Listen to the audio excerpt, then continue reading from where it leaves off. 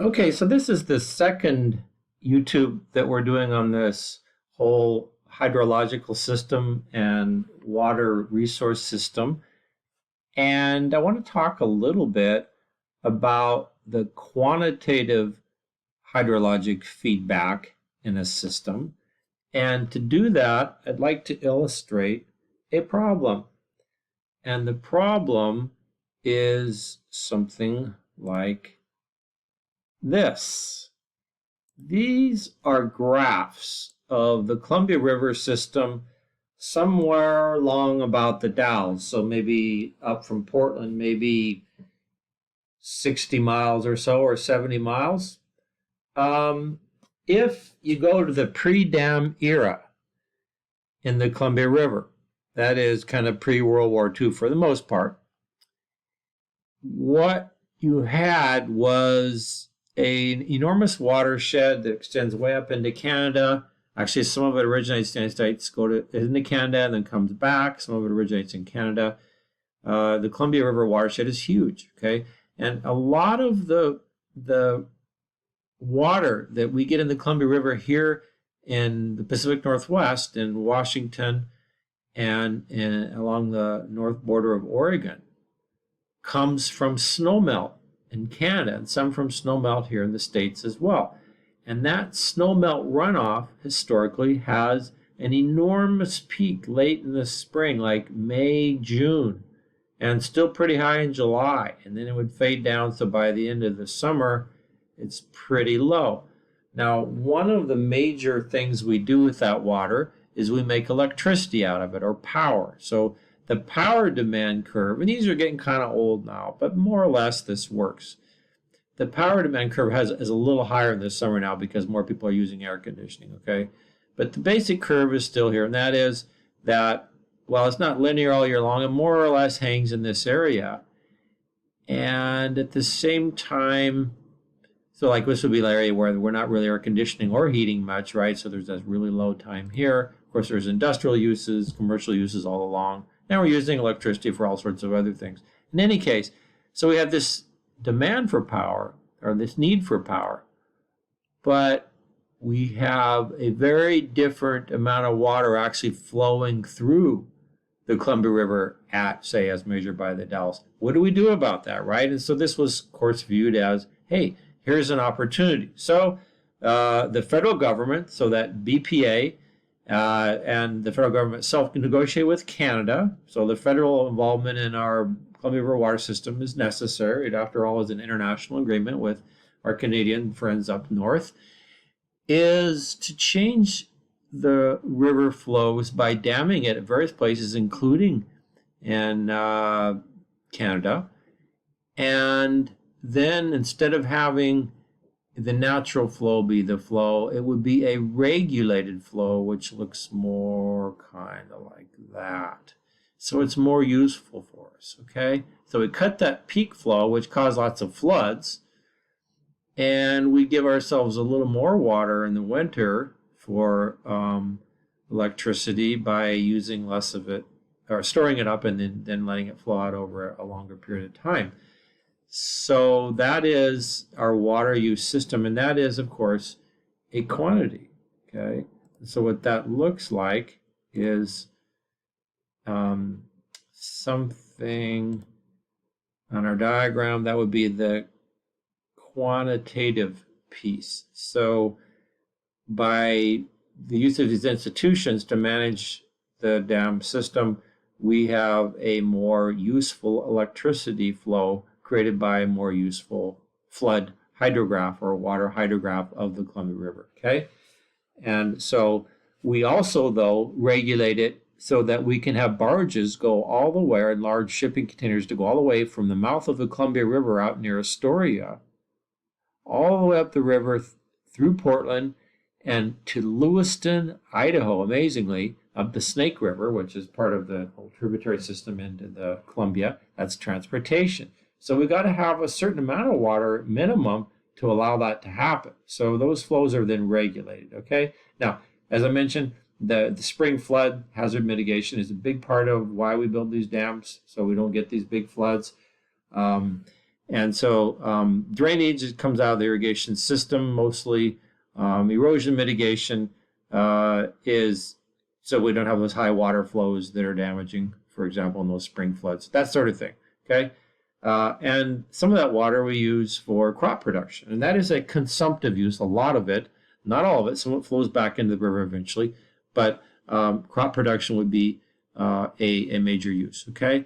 And where we have thermal plants, like coal plants, we used to still have one operating nuclear plant in the Pacific Northwest, we would have to check and make sure it's not shut down. I think we're still getting the Hanford plant, one of them I think is still up. But that energy sector uses a lot of water too, and for cooling in this case. So it puts the water back. It's not consumptive, but it makes the water warmer, which then is again a kind of quality or qualitative aspect of it, right? So through time, the temporal, we have a seasonal flood hydrograph I showed you for the Columbia River, where depending on where you are, the spatial part, the geographic part, there's different amounts of water available, okay?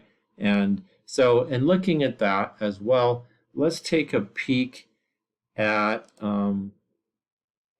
some of the other parts. This is an atlas of the Pacific Northwest. And what I want to show you now is some basic, and this kind of is largely a climate-driven thing, kind of like the example we just gave you, the Columbia, but these are called stream or river hydrographs, and there's kind of an interesting story here in the Pacific Northwest. What if you look at the bars, and this would be like, December, January would be right there, summer is there, winter, so the summer is in the middle of the graph, okay? You notice that a lot of these are kind of different. The one from the Snake, definitely a snow melt. You might want to know each one of these, by the way. With a Snake, just jot down that it has a spring peak from snow melt up here in these mountains. But then heavy withdrawals of water bring the summer flow to practically nothing. So if you're a salmon going up that time of year, that's pretty tough, isn't it? Okay. And then another tributary of the Columbia, the Salmon River, which dumps into the Snake right here. A similar pattern, but you don't get the big irrigation withdrawals there. So you have a little better sustenance of at least some water flow in the late summer. Okay, but still a very peaky snow melt kind of driven system. Okay, kind of like the Columbia was before we dammed it so many places upstream. Okay, now so that's the Columbia one we've talked about. Basically, damming smoothed out those peaks.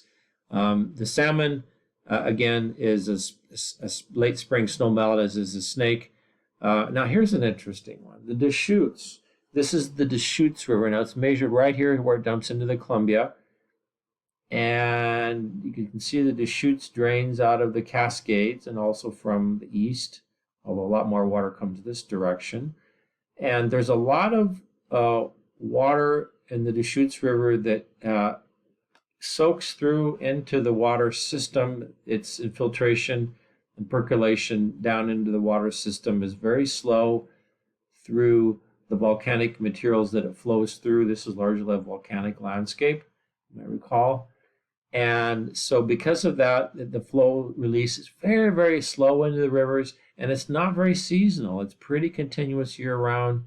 And one of the most famous cases is the Metolius River, which is one of the tributaries of the Deschutes, and it literally rises out of the ground and not too far from Black Butte Ranch, just about a little bit north of there.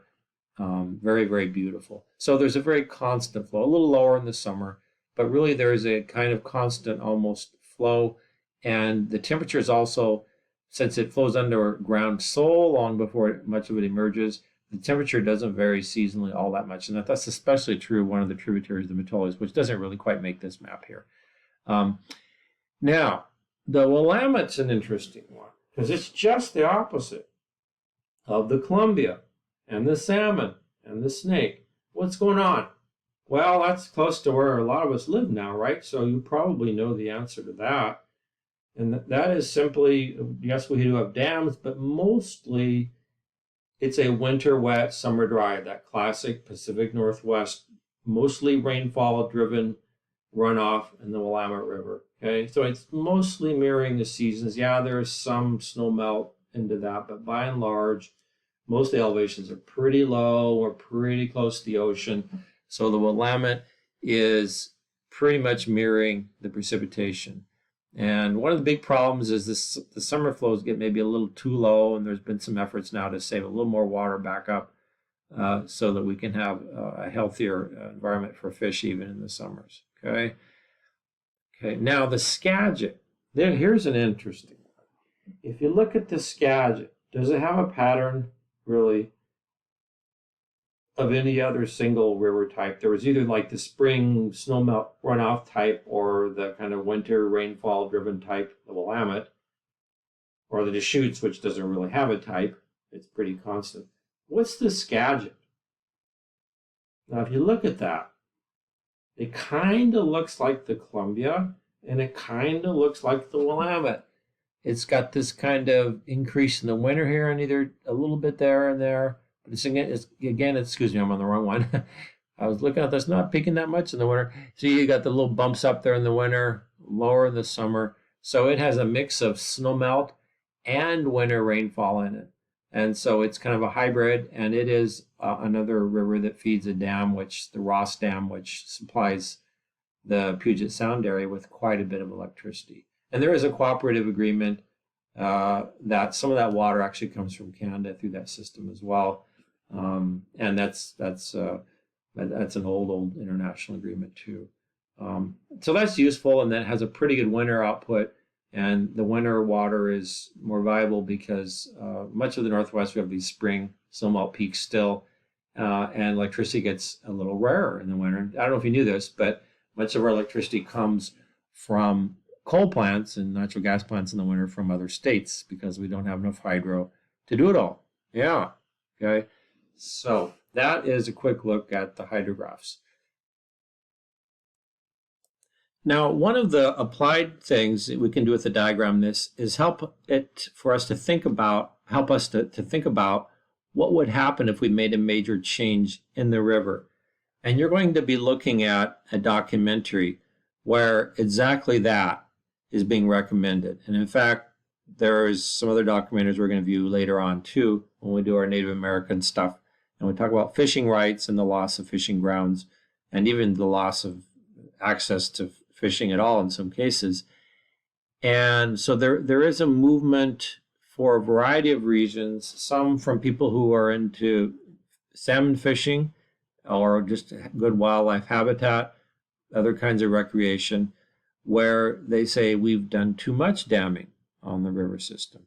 I'm not going to take a side on this one. Okay, later on when we do energy, I'm going to talk a little more about this, but there is a move on. There's been talk about this for decades. Hasn't happened. I can't predict whether it will or not. But what would happen if we took a dam or two or three or four out of, for example, the Columbia River system? How would it affect all of this stuff? See, so if you let a river run freer, such as there's basically 4 earthen dams on the Snake system, you're going to have a lot of changes. You're going to have a greater seasonality of water flow in the Snake. You're going to have a loss of, there's water there used for irrigation, for example.